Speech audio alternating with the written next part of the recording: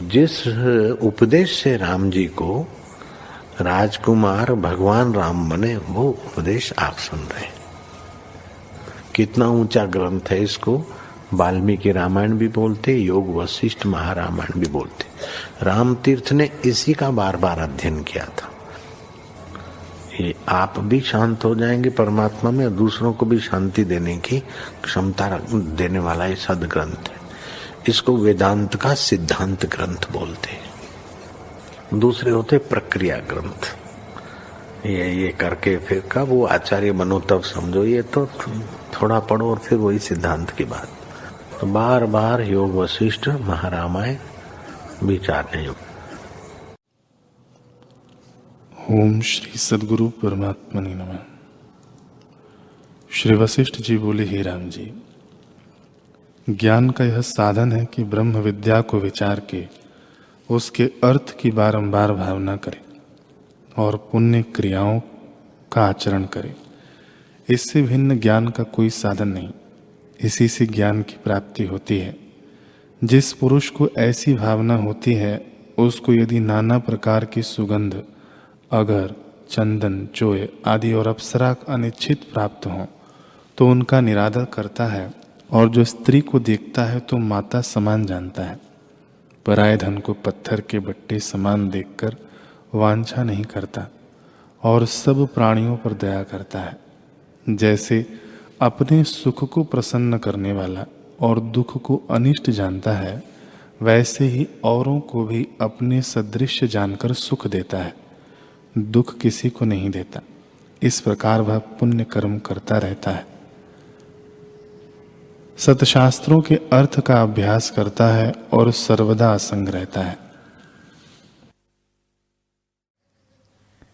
ओम श्री सद्गुरु परमात्मने नमः। श्री योग वशिष्ठ महारामायण। ये संसार के सुख तो भीतर से खोखले हैं, इनके परिणाम में दुख है। त्रितल ऋषि बोले, हे राजन, एक ही ज्ञेय अर्थात जानने योग्य है, जिसके जानने से शांत पद प्राप्त होता है। वह ज्ञेय आत्मज्ञान है। यह आत्मा न उदय होता है न अस्त होता है, ज्यों का त्यों अपने आप में है। हे राजन, यह जरा और मृत्यु तभी तक है जब तक अज्ञान है। जब ज्ञान रूपी सूर्य उदय होगा, तब अज्ञान रूपी अंधकार निवृत्त हो जाएगा और जीव केवल शांत पद में स्थित होगा। आत्मानंद सर्वज्ञ है। उसके जानने से चित्त जड़ ग्रंथि टूट जाती है, अर्थात अनात्म देह इंद्रियादिक में आत्मा का अभिमान करना निवृत्त हो जाता है। सब कर्म भी निवृत्त होते हैं और सब संशय नष्ट हो जाते हैं। ऐसे शुद्ध स्वरूप को पाकर ज्ञानी उसी में स्थित होते हैं, जो सत्ता, सर्वव्यापी, सर्वगत, नित्य स्थित और उदय अस्त से रहित है। राजा बोले, हे भगवान, मैं जानता हूँ कि आत्मा चिन्मात्र सत्ता है और देहादिक मिथ्या है। आत्मा सर्वज्ञ, शांत और अच्युत रूप है, यह जानता हूँ, परंतु मुझे शांति नहीं मिली, क्योंकि आत्मा चिन्मात्र मुझे नहीं भासता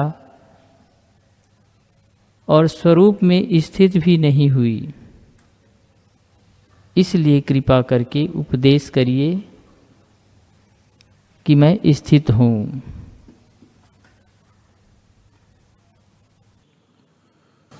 ओम श्री सद्गुरु परमात्मने नमः। श्री वशिष्ठ जी बोले, हे राम जी, जिसका चित्त निर्वासनिक हुआ है उसका शरीर जब छूटता है तब उसका चित्त चिदाकाश में लीन हो जाता है, और जिसका चित्त वासना सहित है वह एक शरीर को त्याग कर और शरीर पाता है। जो देह नाश हुए अपना नाश मानता है वह मूर्ख है। जैसे स्थानों में अज्ञान से बैताल भासता है, और जैसे माता के स्तनों में मूर्ख बालक को बैताल भासता है, तैसे ही अज्ञान से आत्मा में मृत्यु भासती है। जो इसको अनात्म तत्व नाश हो अर्थात चित्त नाश हो जावे और फिर न फुरे तो आनंद हो। जो शरीर के नाश हुए आत्मा का नाश कहते हैं वे मूढ़ हैं और मिथ्या कहते हैं। जैसे कोई देश से देशांतर जाता है तो उसका अभाव नहीं होता, तैसे ही एक शरीर को त्याग कर और शरीर को प्राप्त होता है तो आत्मा का नाश नहीं होता। जैसे जल में तरंग फुर के फिर लीन होकर और ठौर में जा फुरते हैं, तैसे ही आत्मा एक शरीर को त्याग कर और को धारता है। जैसे पक्षी उड़ता उड़ता दूर जाता है तब दृष्ट नहीं आता परंतु नाश नहीं होता, तैसे ही शरीर के नाश हुए आत्मा और ठौर प्रकट होती है, नाश नहीं होती।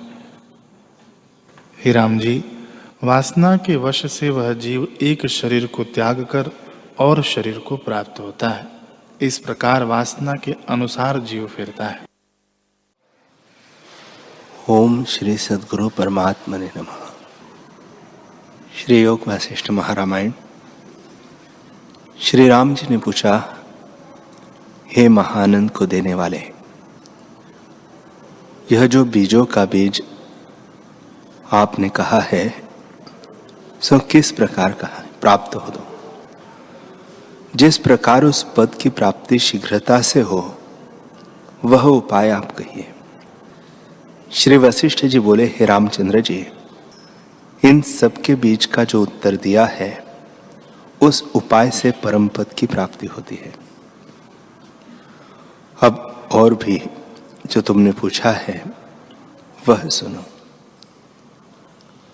सत्ता समान में स्थित होने के निमित्त यत्न कर्तव्य है। जो कुछ संसार की वासना है बल करके उसको त्याग करिए और शुद्ध आत्मा में तीव्र अभ्यास करिए, तब शीघ्र ही अविघ्न आत्म स्वरूप की प्राप्ति होगी। हे तत्ववेत्ता, उस पद में एक क्षण भी स्थित होंगे तो अक्षय भाव को प्राप्त होंगे। हे रामचंद्र जी, सत्ता समान संवित मात्र तत्व है। उसमें स्थित होके जो इच्छा हो सो तुम करो, तब उसके सिवा और कुछ सिद्ध न होगा, सब वही भासेगा। ऐसा जो अनुभव तत्व है वह तुम्हारा स्वरूप है। उसके ध्यान में स्थित हुए तुमको कुछ खेद न होगा। संवेदन के साथ ऐसा ध्यान नहीं होता और वह ऊंचा पद है, पुरुष प्रयत्न से उस पद को प्राप्त हो। हे रामचंद्र जी, केवल संवेदन के साथ ध्यान नहीं होता, क्योंकि सर्वत्र संभव संवित तत्व है। संवित सर्वदा सर्वकाल सहायक होती है और सबसे मिली हुई है। जो कुछ चितवे, जो इच्छित हो, जो कुछ करे सो सब संवित से सिद्ध होता है। हे रामचंद्र जी, आत्म तत्व प्रत्यक्ष है पर उसका भान नहीं होता, और जो कुछ भासता है वही अविद्या आवरण है, सो इसका दुख होता है। स्वरूप के प्रमाद से जो दृश्य की वासना करता है उसकी दृढ़ता से अंतःकरण दुख पाता है। जब यत्न करके वासना का त्याग करिए तब मन और शरीर के दुख सब नाश हो जाएंगे। पूर्व जो मोह दृढ़ हो रहा है, जैसे मेरु को मूल से उखाड़ना कठिन है, तैसे ही वासना का त्याग कठिन है। वह वासना मन से होती है। जब तक मन क्षय नहीं होता, तब तक वासना भी क्षय नहीं होती। तत्व ज्ञान बिना मन का नाश नहीं होता। वासना और मन का आवरण एक साथ दूर होता है। यह परस्पर कारण रूप है।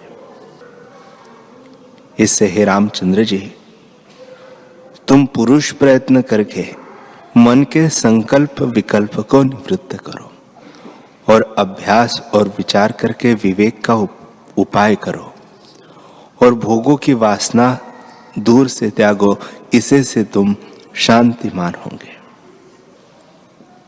इन तीनों के सम अभ्यास से तत्व ज्ञान, मनोनाश और वासना क्षय का बारंबार अभ्यास करो। जब तक इनको न साधोगे, तब तक अनेक उपायों से भी शांति को न प्राप्त होंगे।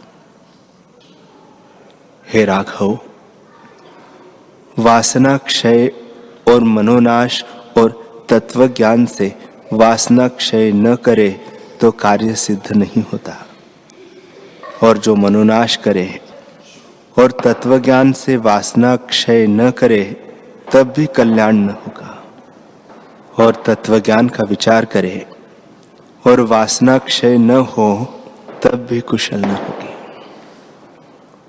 जब इन तीनों का सम अभ्यास हो, तब फल की प्राप्ति हो।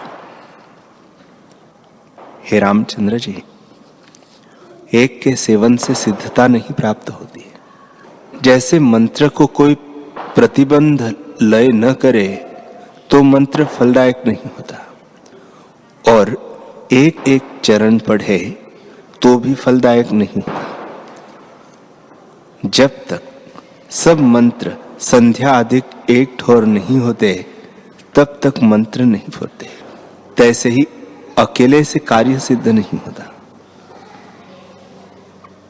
जब चिरकालीन को इकट्ठा सेवे, तब कार्य हो। जैसे सेना संयुक्त बड़ा शत्रु हो और उसके मारने को एक शूरमा जावे तो शत्रु को मार नहीं सकता, और यदि इकट्ठा सेना पर जा पड़े तब उसको जीत लेवे।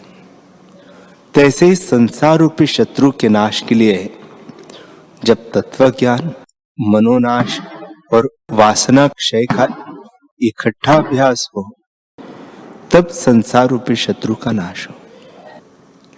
हे रामचंद्र जी, जब तीनों का अभ्यास करोगे, तब हृदय की अहम मम ग्रंथि टूट पड़ेगी। अनेक जन्मों की संसार सत्यता जो इसके हृदय में स्थित हो रही है, सो अभ्यास योग से टूट पड़ेगी। इसे चलते बैठते, खाते पीते, सुनते सूंघते, स्पर्श करते और जागते, इन तीनों का अभ्यास करो। हे रामचंद्र जी, वासना के त्याग से प्राण स्पंद रोका जाता है। जब प्राणों का स्पंद रोका, तब चित्त अचित्त हो जाता है। एक प्राणों के रोकने से ही वासना क्षय हो जाती है, तब भी चित्त अचित्त हो जाता है।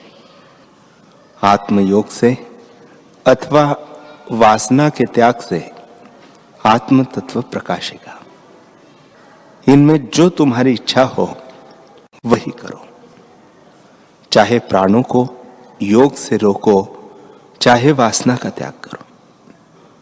प्राणायाम तब होता है जब गुरु की दी हुई युक्ति स्थित होती है, और आसन और आहार के संयम से प्राणों का स्पंद रोका जाता है।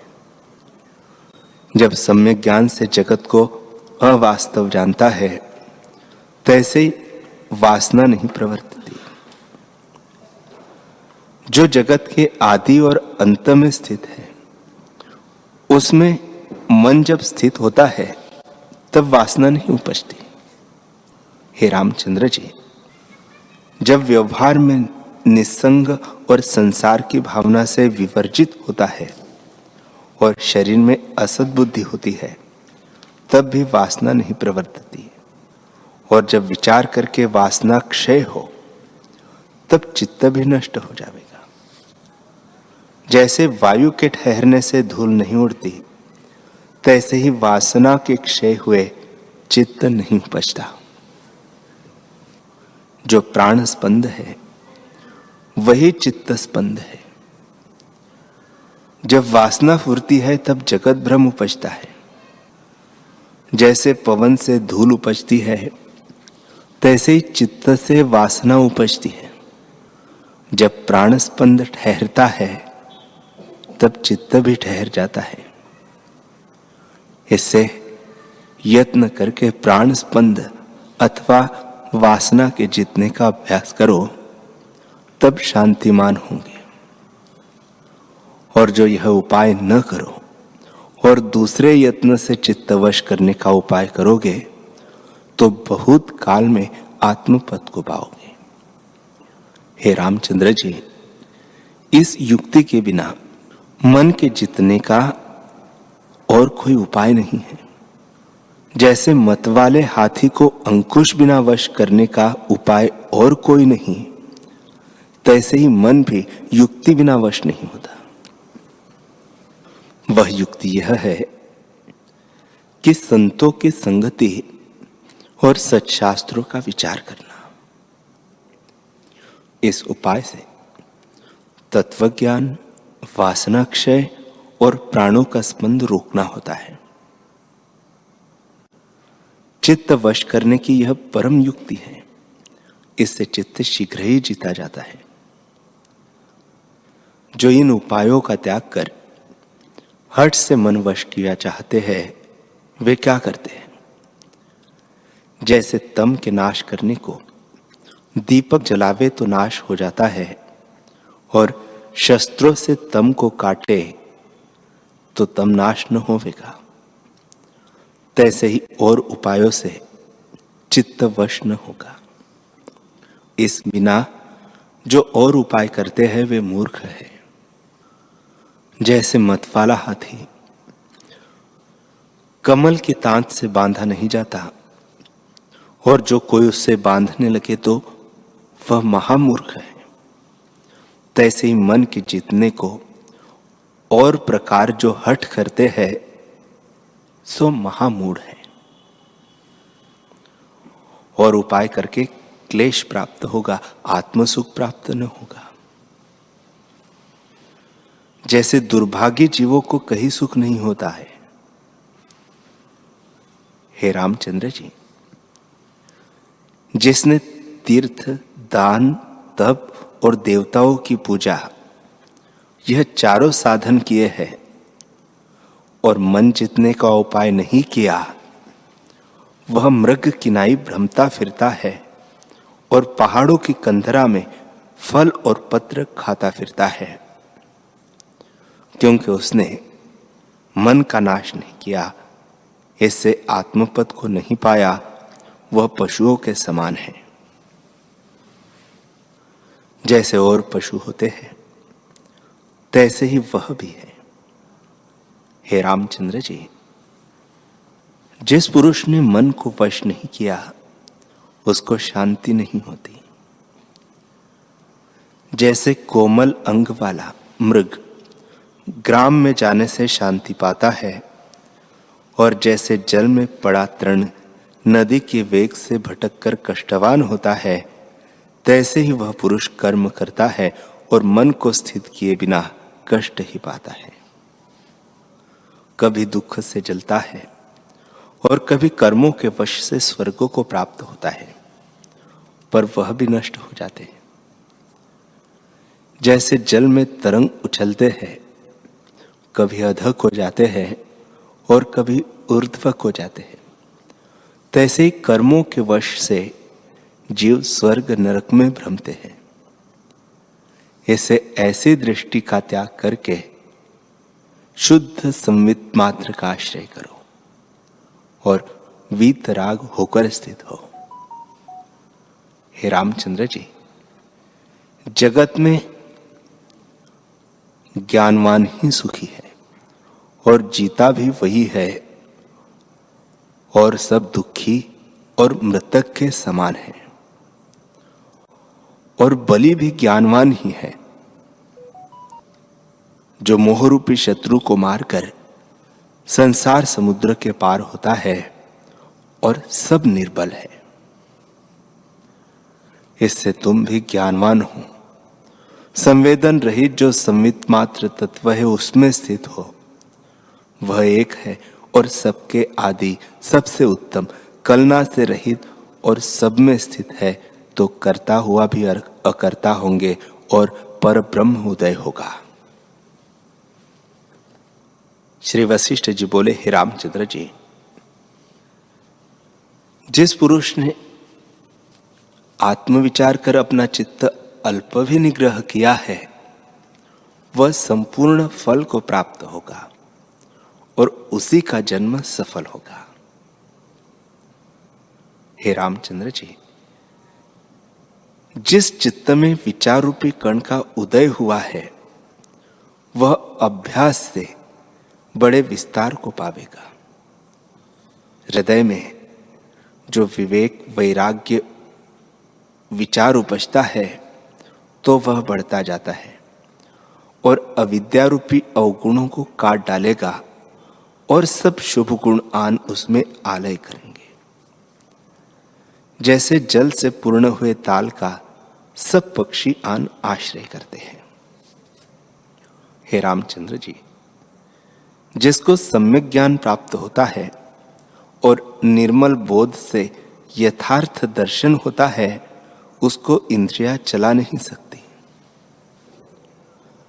जब तक स्वरूप का प्रमाद होता है, तब तक आधि व्याधि दुख होते हैं, और जब स्वरूप में स्थिति होती है, तब शरीर और मन के दुख वश नहीं कर सकते। जैसे बिजली को कोई ग्रहण नहीं कर सकता, तैसे मुष्टिकर मेघों को कोई पकड़ नहीं सकता। जैसे आकाश के चंद्रमा को मुष्टि में कोई नहीं पकड़ सकता और मूढ़ स्त्री चंद्रमा को मोह नहीं सकती, तैसे ही ज्ञानवान को कोई दुख वश नहीं कर सकता। हे रामचंद्र जी, जो हाथी मद से मत्त है और जिसके मस्तक से मद झरता है और भंवरे उसके आगे शब्द करते हैं, उसको मच्छरों के प्रहार और स्त्री के श्वास नहीं छेड़ सकते। तैसे ही ज्ञानवान को विषयों के राग द्वेष नहीं चला सकते। जिस हाथी के मस्तक से मोती निकलता है, ऐसे बलवान हस्ती को नखों से विदारने वाले सिंह को हरिण नहीं मार सकता। तैसे ही ज्ञानवान को दुख नहीं चला सकता। जिसके फुत्कार से वन के वृक्ष जल जाते हैं, ऐसे सर्प को तरदूर नहीं ग्रास कर सकते। तैसे ही ज्ञानवान को राग द्वेष नहीं चला सकते। जैसे राज सिंहासन पर बैठे राजा को तस्कर दुख दे नहीं सकते, तैसे ही जो ज्ञानी स्वरूप में स्थित है, उसको इंद्रियों के विषय दुख नहीं दे सकते। जो विचार से रहित देह अभिमानी है और आत्म तत्व को नहीं प्राप्त हुए, उनको विषय उड़ा ले जाते हैं। जैसे सूखे पत्र को पवन उड़ा ले जाता है और ज्ञानवान को नहीं चला सकते। जैसे पर्वत मंद पवन से चलायमान नहीं होता, तैसे ही ज्ञानवान सुख दुख में चलायमान नहीं होता। और जो विचार से रहित है, वह जगत को सत्य मानता है। सांसारिक पदार्थों में रत मनुष्य गुरु और शास्त्रों के मार्ग से विमुख है और मूढ़ होकर खाने पीने में सावधान है। वह विचार से शून्य, वह मृतक समान है उसको यह विचार कर्तव्य है कि मैं कौन हूं, यह जगत क्या है, कैसे उत्पन्न हुआ है और कैसे निवृत्त होगा। इस प्रकार विचार कर संतों के संग और अध्यात्म शास्त्र के विचार से जो पुरुष दृश्य भाव को त्याग कर आत्म तत्व में स्थित होता है वह परम पद को पाता है। जैसे दीपक के प्रकाश से पदार्थ पाया जाता है, तैसे ही विचार से आत्म तत्व पाया जाता है। हे रामचंद्र जी, जिसको शास्त्र विचार से आत्म तत्व का बोध होता है वह ज्ञानी कहता है, और वह ज्ञान ज्ञेय के साथ अभिन्न रूप है। अध्यात्म विद्या को विचार करके आत्मज्ञान प्राप्त होता है। जैसे दूध से मथकर मक्खन निकाला जाता है, तैसे ही विचार से आत्मज्ञान प्राप्त होता है। ज्ञेय जो भीतर है सोई परब्रह्म स्वरूप है और सत्य है पर असत्य किनाई होकर स्थित है। ज्ञानवान उसको पाकर तृप्त होता है और जीवन मुक्त होकर अपने आप में प्रकाशता है। जैसे चक्रवर्ती राज्य से आनंद और तृप्ति होती है, तैसे ही ज्ञानवान ब्रह्मानंद में इंद्रियों की इच्छा से रहित शोभता है और शब्द, स्पर्श, रूप, रस और गंध पांचों इंद्रियों के विषयों में आसक्त नहीं होता। सुंदर राग, तंत्री के शब्द, स्त्रियों के गाने और कोकिला पक्षी और गंधर्व गंधर्वी आदि जो गायन है उनमें वह आसक्त नहीं होता। अगर चंदन, मदार, कल्प वृक्ष के सुंदर फूलों की सुगंध, अप्सरा और नाग कन्याओं की नाई सुंदर स्त्रियों का स्पर्श करने और हीरे, मणि और भूषण और नाना प्रकार के वस्त्रों में वह बंधनवान नहीं होता। जैसे चंद्रमा सुंदर और शीतल है, परंतु सूर्यमुखी कमलों को विकसित नहीं कर सकता, तैसे ही सुंदर स्पर्श ज्ञानी के चित्त को हर्षवान नहीं करता। जैसे मरुस्थल में हंस प्रसन्न नहीं होता, तैसे ज्ञानवान स्पर्श से प्रसन्न नहीं होता और रस आदि में भी बंधनवान नहीं होता।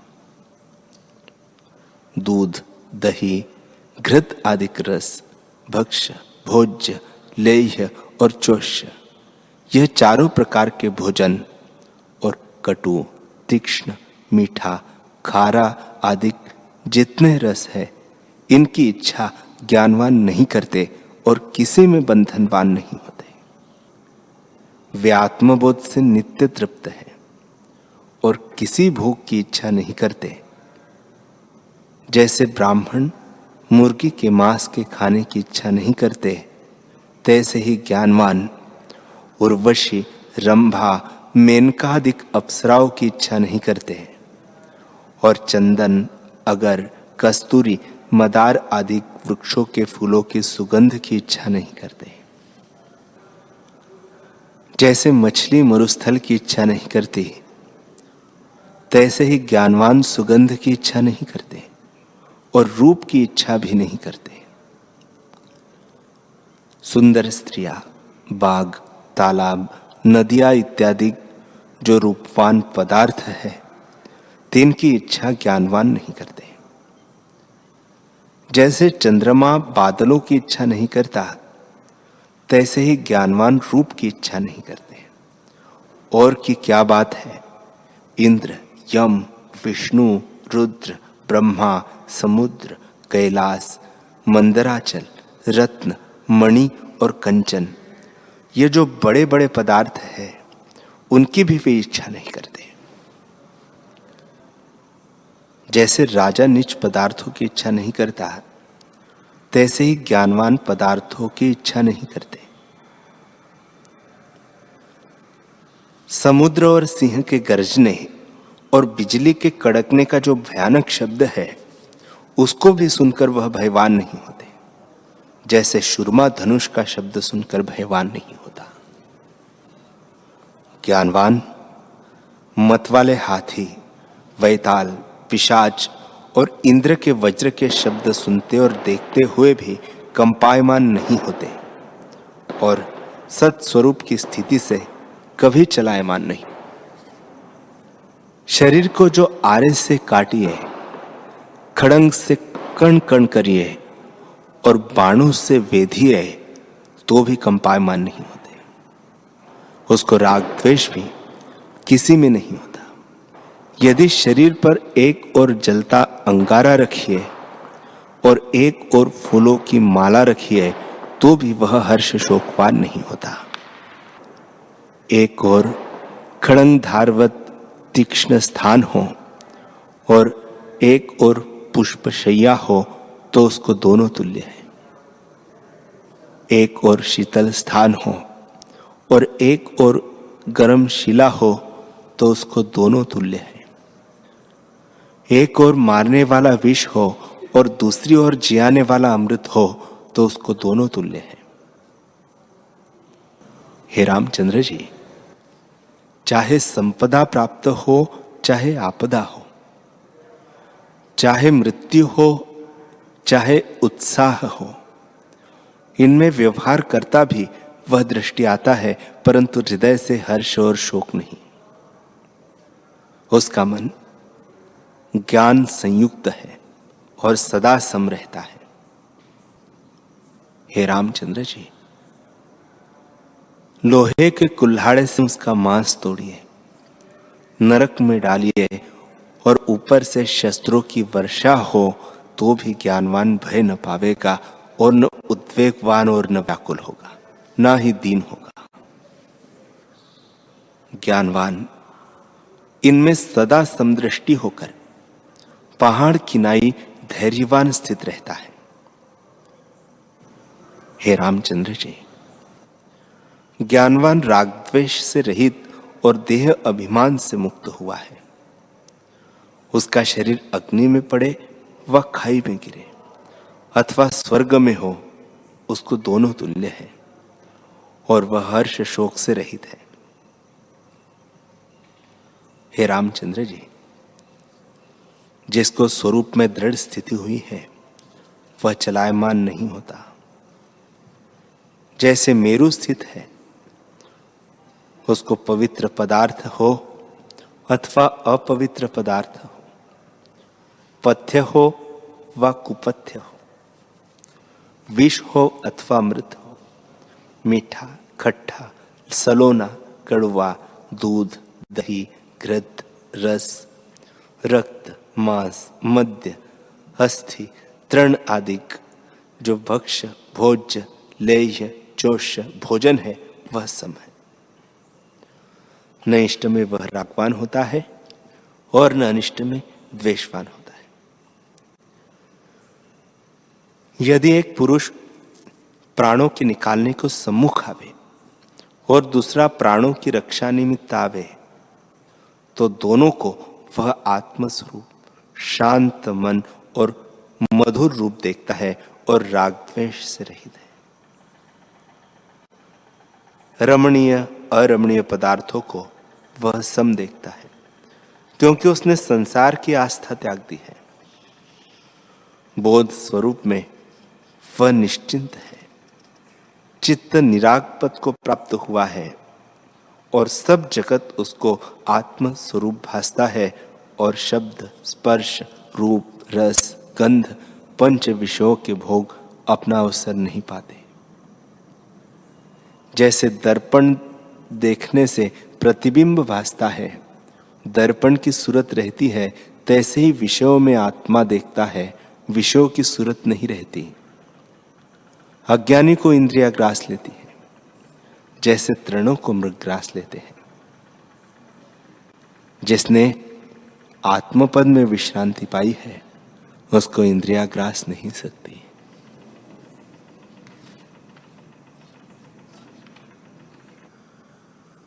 हरि ओम। हरि ओम।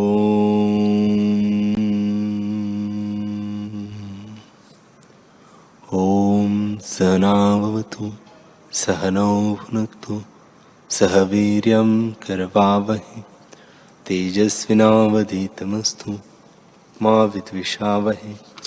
ओम शांति शांति शांति। श्री सद्गुरुदेव भगवान की जय।